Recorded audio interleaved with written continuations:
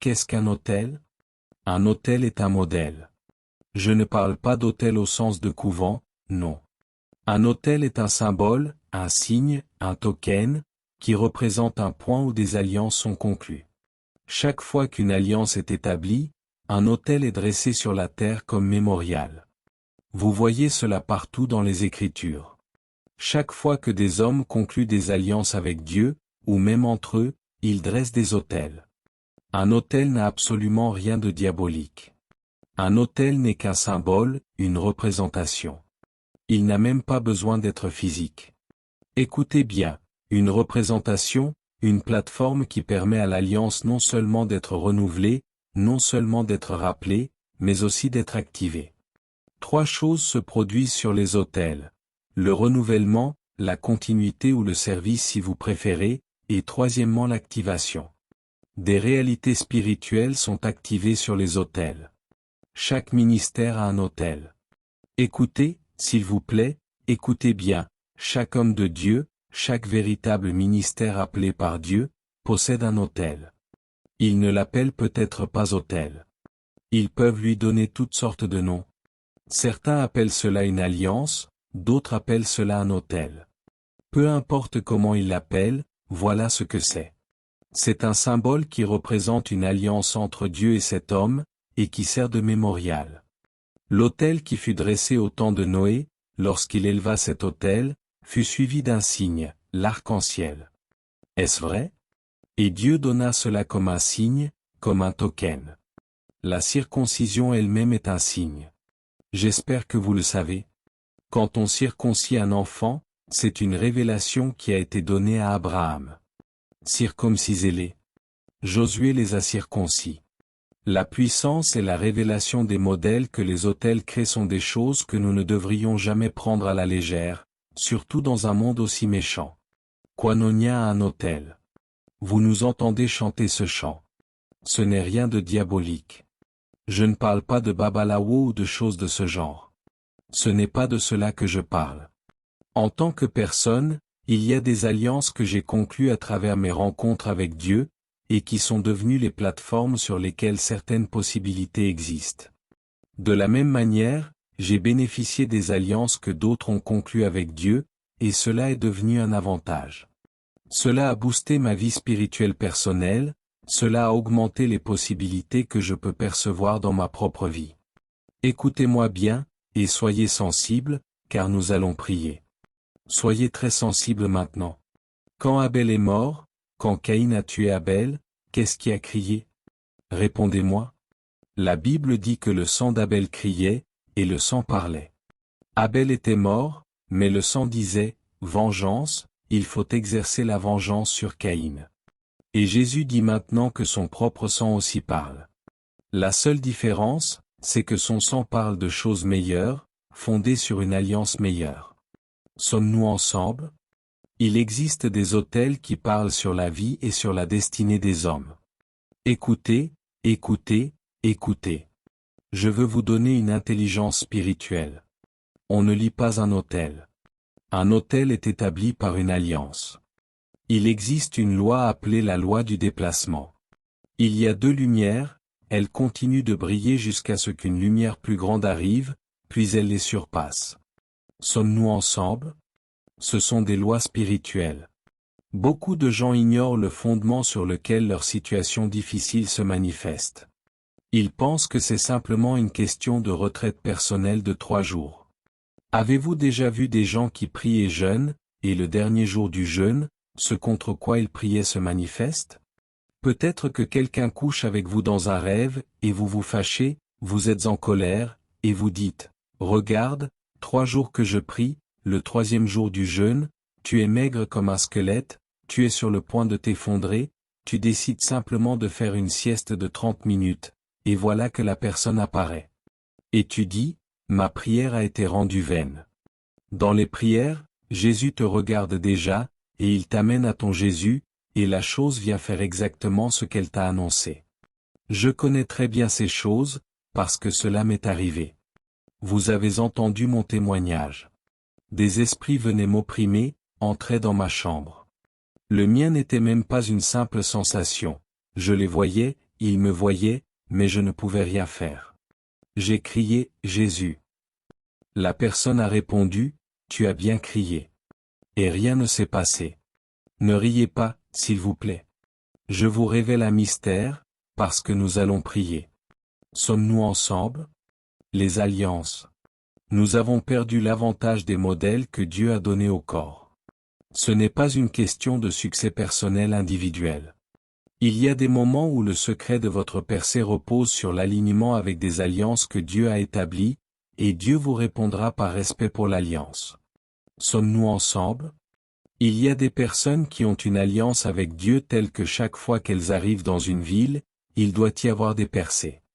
Elles arrivent pour organiser une croisade, et lorsque ces personnes arrivent, même ceux qui n'ont rien à voir avec cette croisade reçoivent des percées qui n'ont aucun lien direct avec ce ministère, simplement parce que, tant que cet individu est présent, ce territoire bénéficie de l'avantage de puiser dans l'alliance qu'il porte. Comprenez-vous ce que je dis? Il y a des personnes dont la vie de prière personnelle est morte, mais lorsqu'elles arrivent au département de prière le mardi pour prier, vous découvrez que vous, qui luttez pour prier 5 minutes, vous priez maintenant pendant 2 heures. C'est parce que quelque chose vous a saisi. Voilà pourquoi vous pouvez rentrer chez vous et dire, c'est le système de Dieu pour vous aider, afin que même lorsque votre vie spirituelle est basse, Satan ne puisse pas vous atteindre avant que vous ne reveniez à la vie. Il existe un système qui vous couvre. Il existe des autels dont nous pouvons tirer avantage. Il y a des hommes qui, lorsqu'ils arrivent dans une ville, tout tremble. Ce n'est pas à cause du bruit de la publicité, mais ils arrivent avec la présence qu'ils portent, avec les alliances qu'ils portent. Et vous constatez des résultats étranges, des témoignages étranges qui se produisent chez les gens, puis ils repartent. La foi. Nous allons nous arrêter quelque part, car je veux prier. Ma vie a changé du jour à la nuit à cause de cette vérité que j'ai découverte. Je l'ai trouvée comme une clé. Il y avait certaines limitations dans ma vie. Bien comme de Dieu, bien qu'ayant des rencontres avec Jésus, à un moment de ma vie, il y avait certaines montagnes qui ne bougeaient pas. Il y avait certaines portes qui ne s'ouvraient pas, peu importe ce que je faisais. Et je disais, Seigneur, mais ta parole dit que si j'ai la foi comme un grain de moutarde, je sais que j'ai la foi. Et Dieu a commencé à m'enseigner. À cause de cela, beaucoup sont faibles. À cause de cela, beaucoup sont malades. À cause de cela, beaucoup dorment, parce qu'ils ne discernent pas le corps. Leur incapacité à discerner le corps qui a été préparé pour accueillir l'esprit. Tout est possible, mais vous devez savoir comment rendre les choses possibles. Vous devez savoir comment les rendre possibles. La puissance de l'alignement. Cette nuit, vous me regardez et vous m'écoutez par milliers, hommes et femmes qui avaient fait certaines choses seuls. Vous avez lutté spirituellement. Vous aimez Dieu. Vous vous êtes accroché à certains de ses principes. Mais la vérité, c'est que la porte a refusé de s'ouvrir. Vous avez fait tout ce que vous saviez faire. Je vais vous montrer la troisième clé que vous devez engager. C'est la puissance de l'alignement aux alliances, la puissance de l'alignement aux alliances. Dieu a conclu des alliances avec des individus. Il a conclu des alliances avec des systèmes. Écoutez-moi, je vous en supplie. Certains d'entre vous cherchent une admission. Écoutez ce que je vous dis si vous voulez entrer à l'école, sinon vous resterez là à errer avec 230 points, à répéter les mêmes absurdités qui durent depuis longtemps. Certaines choses dans la vie ne bougeront pas simplement par votre foi personnelle. Jésus n'était pas le seul faiseur de miracles. Savez-vous que lorsque Jésus était sur la terre, il n'était pas le seul à faire des miracles? Répondez-moi, est-ce vrai?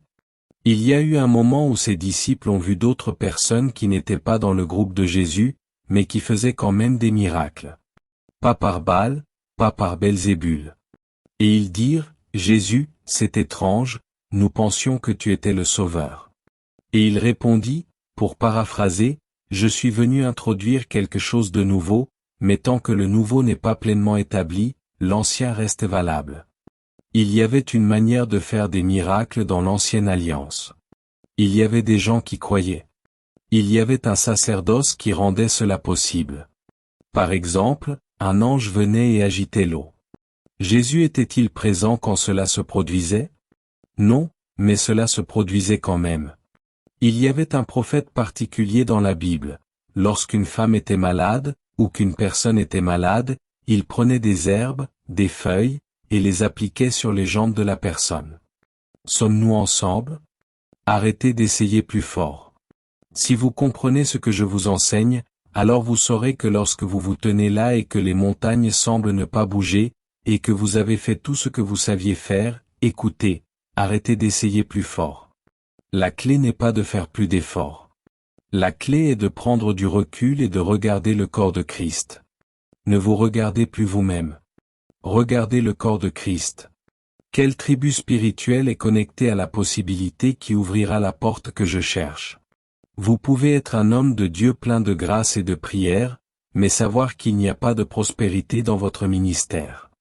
Et vous dites, Seigneur, nous avons prié, nous avons jeûné, cette affaire de prospérité ne fonctionne pas.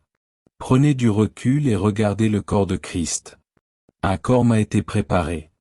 Parfois, Dieu peut vous donner une seule instruction. Va dans n'importe quelle église Living Faith, prends ce que tu as comme semence et sème-le là-bas. Tu n'as même pas besoin qu'on prie pour toi. Le moment où tu obéis et que tu rentres, Dieu dit, très bien. Ce que tu as fait s'appelle l'alignement à une alliance. Et Dieu commence à agir avec toi de la même manière qu'il agit avec son serviteur, l'évêque David.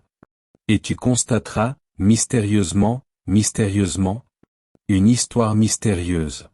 Quelque chose s'est produit récemment. Quelqu'un m'a appelé. Il avait une affaire judiciaire récente. Humainement parlant, cette affaire était déjà perdue pour cette personne. Il n'y avait aucune possibilité humaine qu'il gagne ce procès.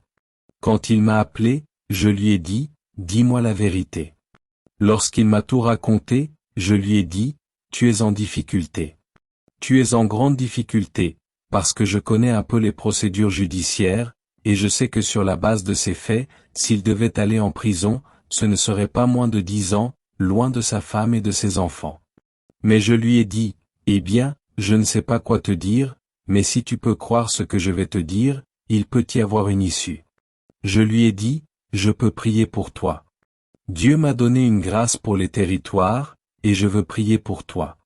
J'ai prié pour cet homme. Savez-vous quoi? J'ai appris plus tard qu'il ne s'est même pas présenté au tribunal ce jour-là, par peur. Il a refusé de se présenter. Et plus tard, il m'a raconté que le juge a examiné le dossier, a tout regardé, et a rejeté l'affaire du tribunal. Maintenant, frères et sœurs, écoutez-moi. Vous êtes allés à l'école, vous êtes intelligents. Au Nigeria, qui fait cela? Toi, le Tout-Puissant?